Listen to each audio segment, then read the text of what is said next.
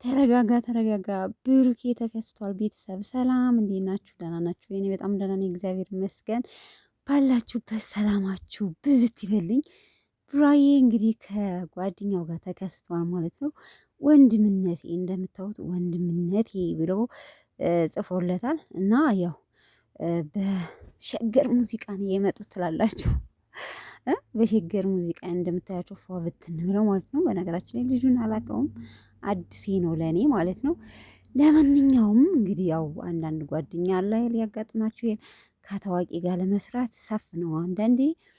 በነገራችን ላይ ጥሩ እድል ሲኖራችሁ ማለት ነው እናንተ ምንም ሳትታወቁ ከታዋቂ ሰው ጋር አንድ ቪዲዮ ከሰራችሁ በቃ በዛው ታዋቂ ትሆናላችሁና እንደ አጋጣሚ አግኝቼው ነው ቲክቶክ ላይ ማለት ነው ወደ እናንተ ያመጣሁት። ያው አዳዲስ ነገር ሲኖር ተሎ ብዬ ወደዚህ ለማምጣት እሞክራለሁ ማለት ነው። ቤተሰብ የወሬ ሱስ እንዳትሉኝ።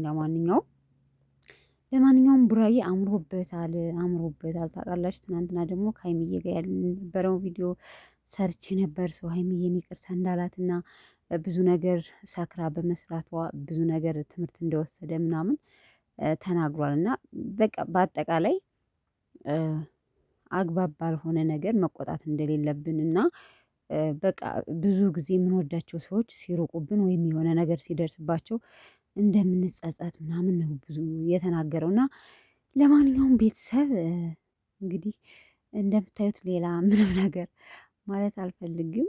ሰው ቡራዬ ይመችህ።